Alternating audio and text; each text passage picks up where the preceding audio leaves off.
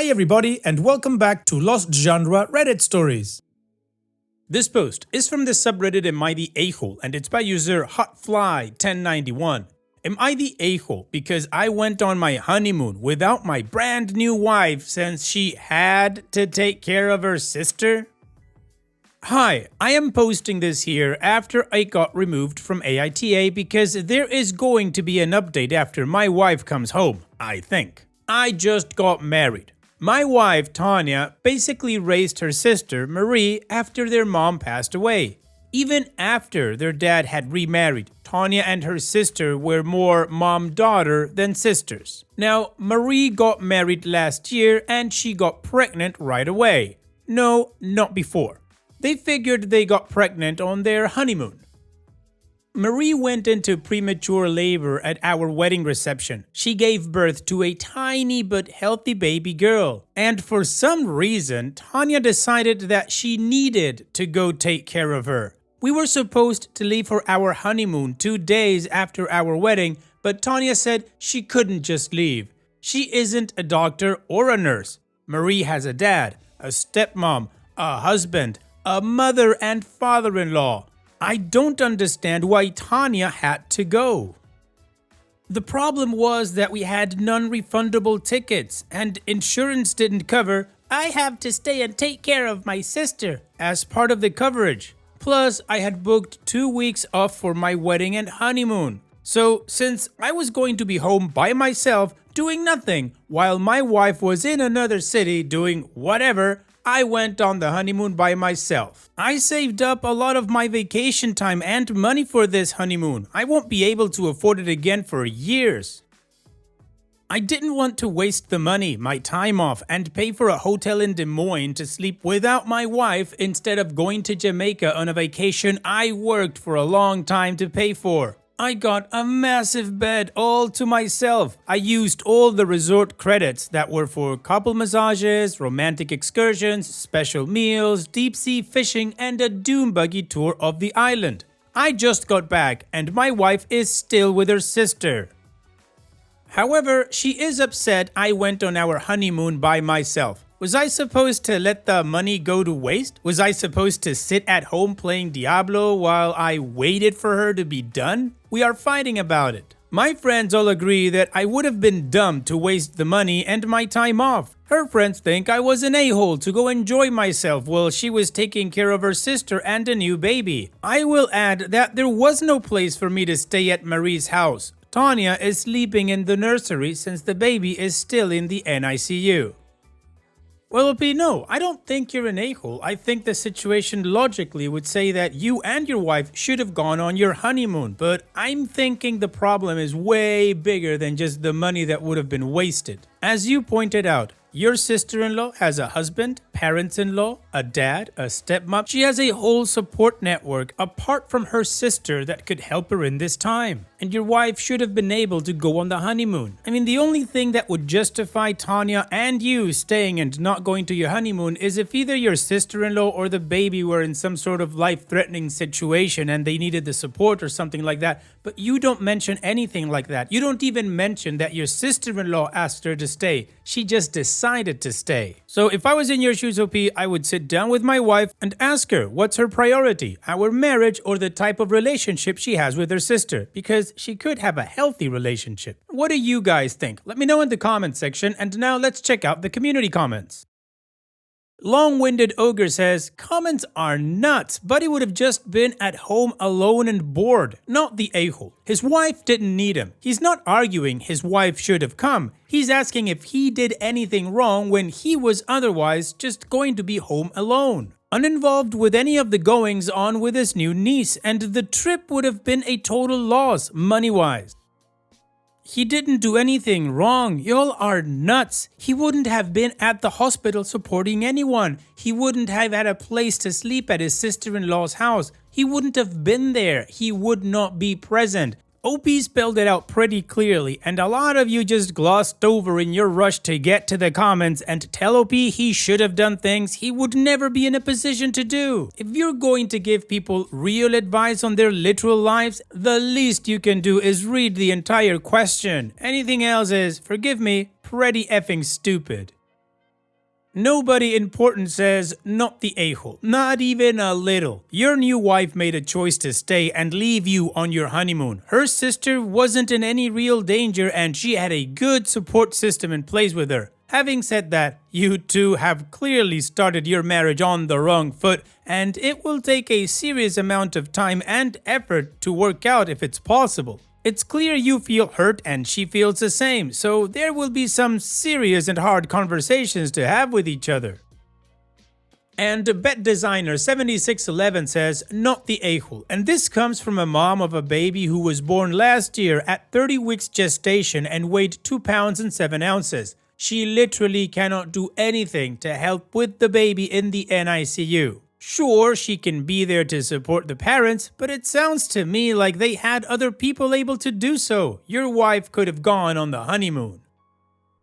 I went through a similar situation while I was in the hospital and I made my dad go on his trip. I ended up having an emergency C-section while he was en route on the plane. Upside down smiley face.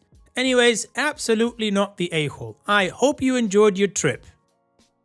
Additional information from OP's comments. First of all, Marie isn't dying. The baby isn't dying. No one is dying. Also, I had a blast. I got a huge fish and ate some great meals. The doom buggy was just okay.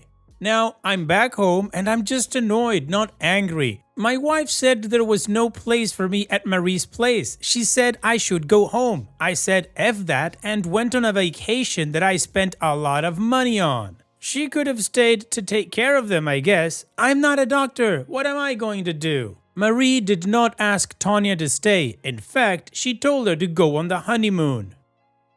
If I was sick, I would expect my wife to stay. But then again, insurance would have covered us. For a family member, I would have gone. Also, Marie has a support system and professionals. My wife was not needed. I'm not sure what people expected me to say. Let's reverse things. If my wife had a child during my sister-in-law's wedding and Marie tried to hang around, I would probably get hospital security to keep her out. Finally, the honeymoon was 10 days long. Tanya is still there. She is still not ready to go. It hasn't been 2 weeks yet. I thought she would go see her sister when we came back from the honeymoon and probably take care of her for a little. But I would be back at home after our honeymoon and back working. I would be busy. So the top voted comments agree that OP was not the a-hole, but apparently there were a lot of people calling OP the a-hole. And from OP's additional context, we get that yeah, Tanya really didn't need to stay and she could have gone on her honeymoon.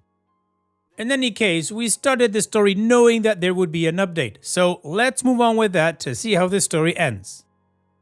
The baby, Emily, is home and healthy, just tiny. My sister-in-law kicked my wife out the day the baby came home. Tanya wouldn't let her do anything. Marie told her that she had plenty of help. Tanya said she didn't mind sticking around. Marie told her that her and her husband did have a problem with it. Marie also told all her relatives that if Tanya was staying with them, they weren't allowed over until she left. Then Tanya asked me if I would mind if she rented an Airbnb so she could stay nearby. I said I would prefer it if she came home. We had an argument. I said that we should just not actually get married if this was going to be my life. To note, we are not yet legally married. We just had our wedding reception in her hometown specifically so her sister could attend. My family and friends had to come from Colorado to Iowa for it. Her sister told her to go on the honeymoon. We were going to get officially married in Colorado after we got back from the honeymoon. Anyway, Tanya came home to fight face to face. She wants to know why I'm having second thoughts. I showed her the original post and how almost 50% of the comments were calling for an annulment. I told her we are both young and can walk away without losing much. All the gifts are in her dad's garage and they are easy enough to return. I said that there was no way I was going to put up with being the third wheel in our marriage. She has agreed to start going to counseling and we are going to hold off on getting the paperwork settled for 1 year to give her a chance to decide what she wants. If she says that her sister comes first after 1 year, then I'm out. Finally, to everyone who said I was an a-hole for not understanding why she was needed, can suck it. Also, I like Marie well enough and I'm sure I will love my niece, but I spent more on our wedding and honeymoon than I did on my last car. If my wife asked me to give my car to her sister, should I do that because family is more important than money? That's all, no more drama. Thanks for everyone who told me where I stood. I love Tanya, but I love myself too. I'm giving her a year to get therapy instead of ending it with a woman I love. Waiting a year, we will have to get a new wedding license. Well, OP, this sounds like a sensible outcome. You haven't thrown anything away, but you are ready to get up and leave if it calls for it. Your wife is going to do the work she needs to do, and there's a year timeline for her to be able to work over whatever issues she has with being away from her sister. So on that note, here's wishing you the best in the future and thanks for sharing. Now let's move on to the next post that also has an update. This post is from the subreddit Am I the A-hole, and it's by user throwaway and a bunch of numbers. Am I the a-hole for thinking my girlfriend, female 23, cheated on me, male 24? We've been together for 1 year. My girlfriend went to Spain for a student exchange and stayed there for 3 months. She hung out with a lot of people, including one Spanish guy she followed on Instagram. She came home a few days ago and has since been posting Instagram stories about love, summer adventures, and other things. They follow each other on Instagram, like each other's stories and pictures, and message each other often. They are also on many pictures she and her friends shared. They seem close. I'm heartbroken. I gave everything I had to her, and she seemed to forget about me for 3 months. We talked daily, but it feels like I was just somebody she used to know. Now that she's back home, suddenly I exist again. I can ask her about it, but I feel I won't get a straight answer. I will be called insecure and paranoid. If I ask to check her DMs, the same thing will happen. Well, OP, from the information you give us, I don't think you're an a-hole for thinking she might have cheated on you. I mean, in this specific situation, things have happened or you've seen things that would give you a little bit of pause or would make you feel insecure about your relationship. So, in my opinion, I think you need to sit down and share how you feel. Don't just accuse her of cheating on you or whatever because you've got no proof, and yeah, that would be an a-hole move. But talking to her about how you feel, that shouldn't be a problem. And what do you guys think about OP's situation? How would you go about it? Let me know in the comment section, and now let's move on to the community comments to see what they said. Art of Term says, not the a-hole. If you can't trust her over this, end the relationship and move on. No sense in leading both of yourselves on. Or, if there was any cheating, waiting for that shoe to drop. Desperado781 says, I think you should communicate your worries with her. At the end of the day, trust your instincts if the talk doesn't go well. And OP responds, like I said, I can ask her about it, but I feel like I won't get a straight answer. I will be called insecure and paranoid. If I ask to check her DMs, the same thing will happen. The Flipper says, maybe approach her and talk about how you feel like the past few months you were put on the back burner and you had doubts about your relationship with her now because of that time apart. See how she reacts to that and go from there. Obviously, if you approach her with, did you fool around on me while in Spain? That's not going to go over well. Neither will just asking to read her messages. And OP responds, I can try, but I no longer feel safe to talk to her about my feelings. I'm pretty sure she cheated. Pictures, story, messages. I love her, but I'm not stupid.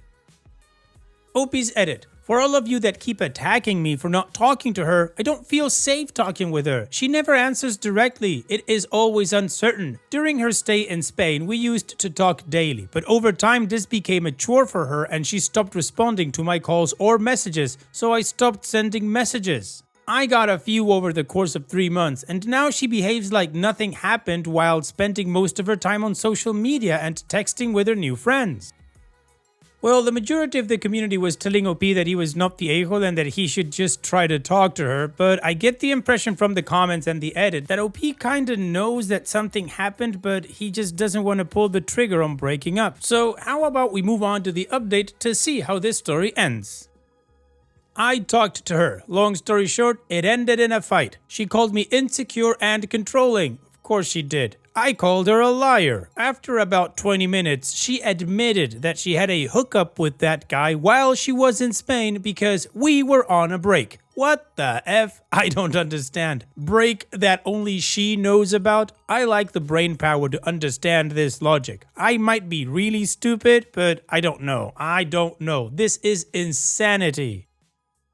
We never talked about any of this. This break was one-sided, and if I knew about the break, I would have broken up right then and there. And then she had the audacity to tell me that it doesn't count, and because she came home, we are officially in a relationship again. I told her to go back to her hookup buddy. I'm done with her. There was a waterfall of tears and begging, but I no longer saw her as anything but a stranger. So yeah, F this. On top of being a cheater, she is insulting my intelligence. I hate this person with all my being. I don't wish her anything good. Well, OP, you were absolutely right. Something was going on and it was bugging you. You addressed it, which is a good thing. And turns out she's a cheater, but you're now done with her. I do find it ridiculous that she tried to say it doesn't count. And now that she's back, you guys are back together. I give her a 10 out of 10 for mental gymnastics. Anyways, OP, thanks so much for sharing. And here's wishing you the best in the future. Take care. And now let's finish this video with a mood booster post. This post is from the subreddit Malicious Compliance, and it's by user Apprehensive Lurker 3. That time Karen tried to bully another mom and got an eyeful.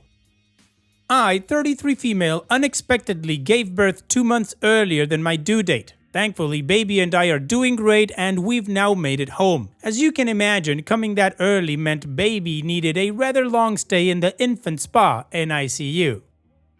Now that we're home and I've been able to process everything, I wanted to share a moment of malicious compliance that helped bring some levity to a really scary experience. One of the most important things for a baby, especially preemies, is skin-to-skin time, which is where mothers or fathers will be either topless or open their shirts to cuddle their infant. Baby struggled with jaundice, so our skin-to-skin time was very limited at first because of light therapy. We had been moved to a new location in the NICU right next to another baby and across from 2 others. A standard of care in the NICU is monitoring the baby's breathing, heart rate, and oxygen levels. These monitors look like an old school tube TV and are approximately 16 inches by 16 inches, and can display babies in other areas as well if the nurses need. So I'm new to this little care area and I'm getting ready to set up the hospital provided screen so I can get my skin-to-skin time. But I realize I may end up blocking the monitor for the baby next to me from the nurse. I asked the nurse if she can still see or if my setup was blocking anything for her. Obviously, I don't want to interfere with the care of another infant. She tells me everything was good, so I settle in for some much needed snuggles. Not even 10 minutes later, I feel someone in my space and look up to see a woman glaring down at me. Once I've made eye contact, Karen starts in on me, while topless and holding a baby, so very vulnerable, about how I'm blocking the nurse from caring for her baby. When I try to explain I asked before setting things up, she refuses to listen and continues to lecture and gets more aggressive and angry about how I'm causing her baby not to receive appropriate care and I'm pushing her out of the care area. After all the emotional stress and frustration of being in the hospital, I finally snapped, looked at the nurse and told her to take away the screen. The nurse was horrified and started saying, "But your privacy," to which I replied firmly, "It would seem my privacy and modesty don't matter as much as Karen's comfort. Get rid of the screen." This pissed off Karen even more as she realized she'd have to spend the next hour staring at my topless self. She got very annoyed and uncomfortable, especially when the doctor's making rounds and both got flustered and tried to insist I get a new screen. I may have been the a-hole, but I simply was done and started right back and said, "According to my neighbor here, my privacy doesn't matter, so we all get to be uncomfortable." When I tell you if looks could kill, I'd be dead. I'm not joking. The doctors didn't want to deal with it, and the nurses who had to deal with it were laughing quite a bit. They then brought the screen back out and tried to show Karen that they can totally see all her baby stats on any monitor, so there was no reason for this outburst. I wish I could say this was the last time she freaked out about this, but she pulled this same kind of stunt almost every day I tried to snuggle my baby, until her baby was finally discharged a week later. But seeing the look of shock on her face when I just forced everyone to look at my boobs is probably going to make me giggle every time I think about it. I could understand she's also stressed because her baby was in the NICU, but the nurses allowed you to do what you needed to do. And as you said, so now we all get to be uncomfortable. Thanks for sharing, OP, and hope you and your baby are okay. Take care. And that's it for today's video. Thank you so much for taking the time to watch it. Now, if you've gotten to this point in the video, I assume that you like these stories that I'm reading out. So here are a couple more that you might enjoy. And if you don't have any time to watch another story right now, save it for later. And also, don't forget to hit that subscribe button.